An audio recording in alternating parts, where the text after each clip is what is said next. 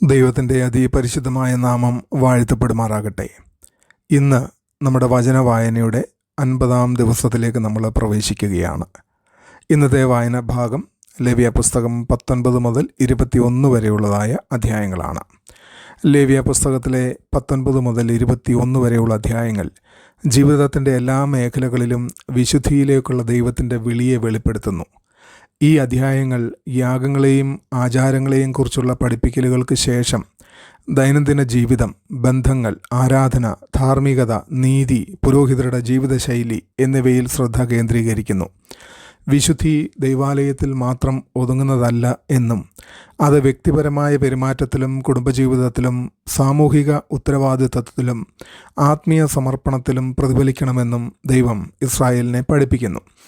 19-ാം അധ്യായം ലേവ്യ പുസ്തകത്തിലെ ഏറ്റവും ശക്തമായ കൽപ്പനകളിൽ ഒന്നുകൊണ്ടാണ് ആരംഭിക്കുന്നത്. നിങ്ങളുടെ ദൈവമായ യഹോവയായ ഞാൻ വിശുദ്ധനായതുകൊണ്ട് നിങ്ങളും വിശുദ്ധരായിരിക്കണം. വിശുദ്ധി ദൈവത്തിൻ്റെ സ്വഭാവത്തിൽ നിന്നാണ് ഉത്ഭവിക്കുന്നത്. ഇസ്രായേൽ ജനത്തെ ദൈവം പാപപങ്കിലമായ ജീവിതം ഒഴിവാക്കാൻ വേണ്ടി മാത്രമല്ല വിളിച്ചത്, മറിച്ച് ജീവിതത്തിൻ്റെ എല്ലാ മേഖലകളിലും ദൈവത്തിൻ്റെ സ്വഭാവം പ്രതിഫലിപ്പിക്കുവാൻ വേണ്ടി കൂടിയായിരുന്നു അവർക്കുള്ളതായ വിളി. അവരുടെ പ്രവർത്തികളിലും വാക്കുകളിലും മനോഭാവങ്ങളിലും ബന്ധങ്ങളിലും വിശുദ്ധി ദൃശ്യമായിരിക്കണം. സമസ്ത മേഖലയിലും ദൈവത്തെ പോലെയാകുക എന്ന അർത്ഥം. ഈ അധ്യായം ആത്മീയ കടമകളെയും ധാർമ്മിക ഉത്തരവാദിത്വങ്ങളെയും ഒന്നിച്ചു ചേർക്കുന്നു. മാതാപിതാക്കളെ ബഹുമാനിക്കാനും ശബത്ത് ആചരിക്കാനും വിഗ്രഹാരാധന ഒഴിവാക്കാനും ദൈവം കൽപ്പിക്കുന്നു. ആരാധനയും അനുസരണവും വേർപിരിയാനാകാത്തവയായിരുന്നു. ദൈവത്തോടുള്ള ഭക്തിയും മറ്റുള്ളവരോടുള്ള ബഹുമാനവും ഇല്ലാതെ യഥാർത്ഥ ആത്മീയ ജീവിതം നിലനിൽക്കില്ല. ദരിദ്രരെ പരിചരിക്കുന്നതിനെക്കുറിച്ചും ദൈവം നിർദ്ദേശങ്ങൾ നൽകുന്നു. കർഷകർ വയലിൻ്റെ അറ്റങ്ങൾ മുഴുവനായി കൊയ്യാതെ ദരിദ്രർക്കും പരദേശികൾക്കും വേണ്ടി ചില ഭാഗങ്ങൾ ശേഷിപ്പിക്കണം. ഇത് കരുണയോടും സാമൂഹ്യ നീതിയോടുമുള്ള ദൈവത്തിൻ്റെ ഹൃദയം വെളിപ്പെടുത്തുന്നു. ദരിദ്രരെ അവഗണിക്കുവാനോ അപമാനിക്കുവാനോ പാടില്ല. തൻ്റെ ജനങ്ങൾ കരുണയുടെ വഴികളാകണമെന്ന് ദൈവം ആഗ്രഹിച്ചു. മോഷണം, കള്ളം, വഞ്ചന, അനീതിയായ ഇടപാടുകൾ എന്നിവയെ ഈ അധ്യായം ശക്തമായി അപലപിക്കുന്നു. ദൈവജനങ്ങൾ സത്യനിഷ്ഠയോടെ ജീവിക്കേണ്ടവരായിരുന്നു. സത്യസന്ധമായ വ്യാപാരം, സത്യവചനങ്ങൾ, വിശ്വസ്ത ബന്ധങ്ങൾ എന്നിവ ആത്മീയ വിഷയങ്ങളായിരുന്നു. പാപം വിഗ്രഹാരാധന മാത്രമല്ല, ദൈനംദിന ജീവിതത്തിലെ അസത്യവും അനീതിയും കൂടിയാണ് എന്ന് അവരെ പഠിപ്പിച്ചു. ലേവ്യ പുസ്തകം 19 തൊഴിലാളികളെ പീഡിപ്പിക്കരുതെന്നും കൂലി താമസിപ്പിക്കരുതെന്നും പഠിപ്പിക്കുന്നു. തൊഴിലാളികളോടുള്ള നീതിയും ന്യായവും ദൈവത്തിന് പ്രധാനമാണ്. ബലഹീനരെ ചൂഷണം ചെയ്യുന്നത് ദൈവസന്നിധിയിൽ പാപമാണ്. ഇന്നത്തെ തൊഴിൽ സ്ഥലങ്ങളിലും വ്യാപാര രംഗങ്ങളിലും സാമ്പത്തിക സംവിധാനങ്ങളിലും ഈ ഉപദേശം വളരെ പ്രസക്തമാണ്. ഈ അധ്യായം വയോധികരെ ബഹുമാനിക്കാനും ഭിന്നശേഷിക്കാരുടെ കരുണ കാണിക്കാനും കൽപ്പിക്കുന്നു. ചെകിടരെ ശപിക്കരുത്, കുരുടന്മാരുടെ മുൻപിൽ ഇടറുവാനുള്ളത് വെക്കരുത് എന്നും ദൈവം പറയുന്നു. ഇത് മാന്യതയും കരുണയും സഹാനുഭൂതിയും പഠിപ്പിക്കുന്നു. വിശുദ്ധി ബലഹീനരോടുള്ള നമ്മുടെ സമീപനത്തിലും പ്രകടമാകുന്നു. ഈ അധ്യായത്തിലെ ഏറ്റവും പ്രധാനപ്പെട്ട കൽപ്പനകളിൽ ഒന്നാണ് നിൻ്റെ കൂട്ടുകാരനെ നിന്നെപ്പോലെ സ്നേഹിക്കണം എന്നുള്ളത്.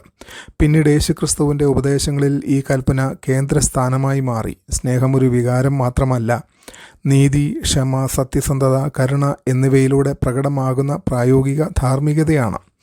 ദോഷം, പ്രതികാരം, വിരോധം എന്നിവയ്ക്കെതിരെയും ദൈവം മുന്നറിയിപ്പ് നൽകുന്നു. കോപം വളർത്തുന്നതിന് പകരം പരസ്പരം സ്നേഹത്തോടെ തിരുത്തുകയും ഐക്യം അന്വേഷിക്കുകയും ചെയ്യണം.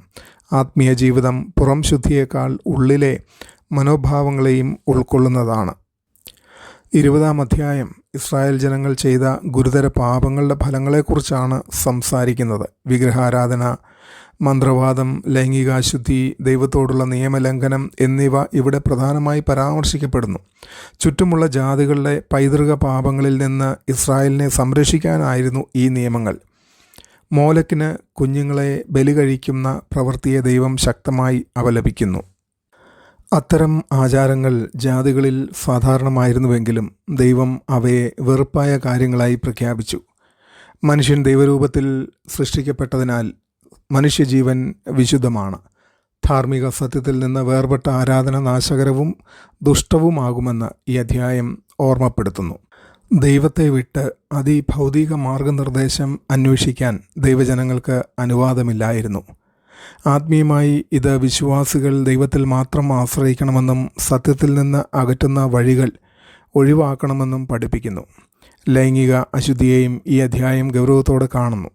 മനുഷ്യ ലൈംഗികത വിശുദ്ധിയുടെയും നിയമബന്ധത്തിൻ്റെയും ഭാഗമായി ദൈവം രൂപകൽപ്പന ചെയ്തതാണ്. ഈ നിയമങ്ങൾ കുടുംബ സംവിധാനത്തെയും ധാർമ്മിക ക്രമത്തെയും ആത്മീയ ശുദ്ധിയെയും സംരക്ഷിച്ചു. നിങ്ങളെ വിശുദ്ധീകരിക്കുന്ന യഹോവ ഞാനാകുന്നുവെന്ന് ദൈവം ആവർത്തിച്ച് പറയുന്നു. വിശുദ്ധി ഒരു കൽപ്പന മാത്രമല്ല, അത് ദൈവത്തിൻ്റെ പ്രവൃത്തിയും കൂടിയാണ്. ഇസ്രായേൽ അനുസരിക്കേണ്ടിയവരായിരുന്നു, എന്നാൽ അവരെ വിശുദ്ധരാക്കിയത് ദൈവം തന്നെയായിരുന്നു. ക്രിസ്തുവിലൂടെ വിശ്വാസികൾ വിശുദ്ധീകരിക്കപ്പെടുന്നു എന്ന പുതിയ നിയമസത്യത്തിലേക്കാണ് ഇത് വിരൽ ചൂണ്ടുന്നത്. 21-ാം അധ്യായം പുരോഹിതന്മാരെക്കുറിച്ചാണ് സംസാരിക്കുന്നത്. പുരോഹിതന്മാർ ജനങ്ങളെ ദൈവസന്നിധിയിൽ പ്രതിനിധീകരിച്ചതിനാൽ അവർക്ക് കൂടുതൽ ഉയർന്ന വിശുദ്ധ മാനദണ്ഡങ്ങൾ ഉണ്ടായിരുന്നു. മരണവുമായി ബന്ധപ്പെട്ട അശുദ്ധിയിൽ നിന്ന് പുരോഹിതന്മാർ വിട്ടുനിൽക്കണമെന്ന് കൽപ്പിക്കപ്പെട്ടു. അടുത്ത ബന്ധുക്കളുടെ സാഹചര്യങ്ങളിൽ മാത്രമേ വിട്ടുവീഴ്ച ഉണ്ടായിരുന്നുള്ളൂ. ഇത് അവരുടെ വിശുദ്ധ വിളിയുടെ ഗൗരവം വ്യക്തമാക്കുന്നു. അവരുടെ ജീവിതം ഭക്തിയും നിയന്ത്രണവും സമർപ്പണവും പ്രകടമാക്കേണ്ടതായിരുന്നു. മഹാപുരോഹിതന് കൂടുതൽ കർശനമായ നിയമങ്ങളുണ്ടായിരുന്നു. ദുഃഖസമയങ്ങളിലും അവൻ വിശുദ്ധ ദൈവാലയം വിട്ടുപോകരുത്. അവൻ്റെ ജീവിതം ദൈവസേവനത്തിനുള്ള പൂർണ്ണ സമർപ്പണത്തിൻ്റെ പ്രതീകമായിരുന്നു. പുരോഹിതന്മാരിലെ ശാരീരിക കുറവുകളെക്കുറിച്ചും ഈ അധ്യായം സംസാരിക്കുന്നു. ഇന്നത്തെ കാഴ്ചപ്പാടിൽ ഇത് ബുദ്ധിമുട്ടായി തോന്നാമെങ്കിലും ദൈവസന്നിധിയിൽ എത്തുന്നതിനുള്ള പൂർണ്ണ വിശുദ്ധിയുടെ പ്രതീകമായിരുന്നു ഇത്. അവസാനം പാപമില്ലാത്ത പരിപൂർണ മഹാപുരോഹിതനായ യേശുക്രിസ്തുവിലേക്കാണ് ഈ ആശയം ചൂണ്ടിക്കാണിക്കുന്നത്. ആത്മീയമായി ഈ അധ്യായങ്ങൾ പഠിപ്പിക്കുന്നത് വിശുദ്ധി സമഗ്രമാണെന്നതാണ്. ദൈവം ആരാധനയെ മാത്രം പരിഗണിക്കുന്നില്ല. ബന്ധങ്ങൾ, വ്യാപാരനീതി, വാക്കുകൾ, കരുണ, ലൈംഗിക ശുദ്ധി, നീതി, നേതൃപദവി എന്നിവയിലും ദൈവം ശ്രദ്ധിക്കുന്നു. വിശുദ്ധി ജീവിതത്തിൻ്റെ എല്ലാ മേഖലകളെയും സ്പർശിക്കുന്നു. ഇന്നത്തെ ക്രിസ്ത്യാനികൾക്കായി ലേവ്യ പുസ്തകം 19 മുതൽ 21 വരെയുള്ള അധ്യായങ്ങൾ വിശ്വാസം ദൈനംദിന ജീവിതത്തിൽ നിന്ന് വേർപിരിയാനാകുന്നതല്ലെന്ന് ഓർമ്മപ്പെടുത്തുന്നു. ഒരു വിശ്വാസിയുടെ ജീവിതം വീട്ടിലും സഭയിലും ജോലിസ്ഥലത്തിലും സമൂഹത്തിലും ദൈവത്തിൻ്റെ സ്വഭാവം പ്രതിഫലിപ്പിക്കുന്നതായിരിക്കണം. ക്രിസ്തീയ വിശ്വാസം മതാചാരങ്ങളിൽ മാത്രം ഒതുങ്ങുന്നതല്ല, മാറ്റം വന്ന ജീവിതമാണ് അതിൻ്റെ അടിസ്ഥാനം.